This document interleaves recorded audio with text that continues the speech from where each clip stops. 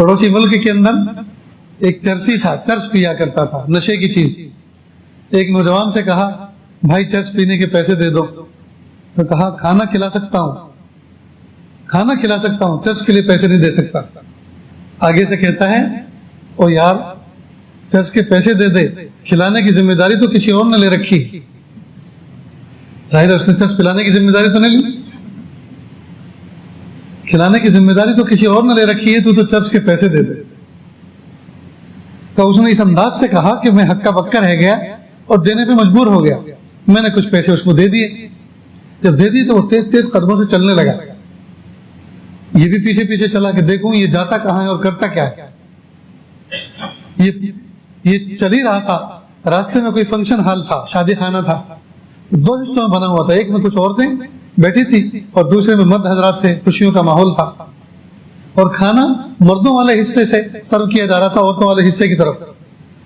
تو ایک نوجوان ٹرے کے اندر بریانی لے کر وہ راستہ کراس کر کے عورتوں کے حصے میں جا رہا تھا کہ راستے کے کنارے ٹھوکر کھایا اور وہی بریانی گر گئی، اور اس نے اپنی پاجامہ پینٹ کو جھاڑا، صاف کیا، اور وہ ٹرے بھی وہیں جھاڑ دی اور واپس دوبارہ لینے کے لیے گیا۔ یہ چرسی وہیں بیٹھا اور فوراً کھانا شروع کیا، گرم گرم بریانی، ڈھیر سارا پڑا ہوا تھا، اوپر کیوں کھانی شروع کی۔ کہا میں پیچھے کھڑا ہوا یہ منظر دیکھ رہا تھا، چرسی نے اچانک مجھے دیکھا اور عجیب بات کہی کہ میں حیران رہ گیا۔ کہا وہ کھلاتا تو ہمیشہ برتن ہی میں ہے، لیکن آج کل ذرا انبن چل رہی، تھوڑا ناراض ہے، اور ہاں وہ قریب اتنا ہے، وہ قریب اتنا ہے، غصہ چاہے جتنا ہو جائے بھوکا کبھی نہیں سلاتا، وہ غصہ چاہے جتنا ہو جائے بھوکا کبھی نہیں سلاتا۔ واقعی دوستو ہم تہجد کے وقت، فجر کے وقت بھوکے اٹھتے تو ہیں، بھوک لگی ہوئی ہوتی ہے، لیکن بھوکا کبھی سوتے نہیں، ہمیشہ کھا کے سوتے۔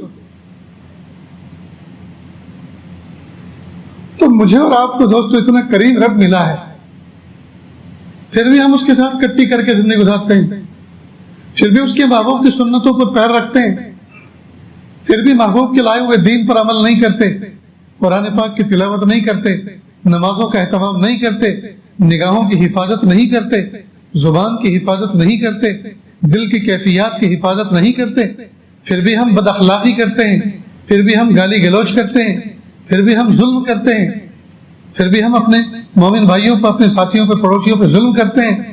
بتائیے اتنے کیل کانٹوں کے ساتھ ہم کامیاب زندگی کیوں کر گزار سکتے ہیں؟ ہم کامیاب زندگی کیوں کر گزار سکتے ہیں؟ تو ارادہ کریں کہ انشاءاللہ ہم اپنی زندگی میں فل یو ٹرن لائیں گے انشاءاللہ۔ جو عادتیں، جو برے طریقے ہماری زندگیوں میں ہیں سب کو چھوڑیں گے، رب کے دامن کو پکڑیں گے، نمازوں کا اہتمام کریں گے، قرآن پاک کی تلاوت کا اہتمام کریں گے، ذکر و اذکار کا اہتمام کریں گے، سخاوت کا جذبہ پیدا کریں گے، جو مال اللہ پاک نے دیا ہے وہ مال اللہ کے راستے میں خرچ کریں گے۔ میں دین لوں گا، میں دین لوں گا، نہ لوں گا میں دین ہار دنیا۔ پڑوسی ملک کے اندر ایک چرسی تھا، چرس پیا کرتا تھا، نشے کی چیز۔ ایک نوجوان سے کہا بھائی چرس پینے کے پیسے دے دو، تو کہا کھانا کھلا سکتا ہوں، کھانا کھلا سکتا ہوں، چرس کے لیے پیسے نہیں دے سکتا۔ آگے سے کہتا ہے او یار چرس کے پیسے دے دے، کھلانے کی ذمہ داری تو کسی اور نے لے رکھی۔ ظاہر ہے اس نے چرس پلانے کی ذمہ داری تو نہیں لی، کھلانے کی ذمہ داری تو کسی اور نے لے رکھی ہے، تو چرس کے پیسے دے دے۔ تو اس نے اس انداز سے کہا کہ میں ہکا بکا رہ گیا اور دینے پہ مجبور ہو گیا، میں نے کچھ پیسے اس کو دے دیے۔ جب دے دیے تو وہ تیز تیز قدموں سے چلنے لگا، یہ بھی پیچھے پیچھے چلا کہ دیکھوں یہ جاتا کہاں ہے اور کرتا کیا ہے۔ یہ چل ہی رہا تھا، راستے میں کوئی فنکشن ہال تھا، شادی خانہ تھا، دو حصوں میں بنا ہوا تھا، ایک میں کچھ عورتیں بیٹھی تھی اور دوسرے میں مرد حضرات تھے، خوشیوں کا ماحول تھا، اور کھانا مردوں والے حصے سے سرو کیا جا رہا تھا عورتوں والے حصے کی طرف۔ تو ایک نوجوان ٹرے کے اندر بریانی لے کر وہ راستہ کراس کر کے عورتوں کے حصے میں جا رہا تھا کہ راستے کے کنارے ٹھوکر کھایا اور وہی بریانی گر گئی، اور اس نے اپنی پاجامہ پینٹ کو جھاڑا، صاف کیا، اور وہ ٹرے بھی وہیں جھاڑ دی اور واپس دوبارہ لینے کے لیے گیا. یہ چرسی وہیں بیٹھا اور فوراً کھانا شروع کیا. گرم گرم بریانی ڈھیر سارا پڑا ہوا تھا, اوپر کیوں کھانی شروع کی. کہا میں پیچھے کھڑا ہوا یہ منظر دیکھ رہا تھا. چرسی نے اچانک مجھے دیکھا اور عجیب بات کہی کہ میں حیران رہ گیا. کہا وہ کھلاتا تو ہمیشہ برتن ہی میں ہے, لیکن آج کل ذرا انبن چل رہی, تھوڑا ناراض ہے. اور ہاں وہ کریم اتنا ہے, وہ کریم اتنا ہے, غصہ چاہے جتنا ہو جائے بھوکا کبھی نہیں سلاتا. وہ غصہ چاہے جتنا ہو جائے بھوکا کبھی نہیں سلاتا. واقعی دوستو, ہم تہجد کے وقت, فجر کے وقت بھوکے اٹھتے تو ہیں, بھوک لگی ہوئی ہوتی ہے, لیکن بھوکا کبھی سوتے نہیں, ہمیشہ کھا کے سوتے.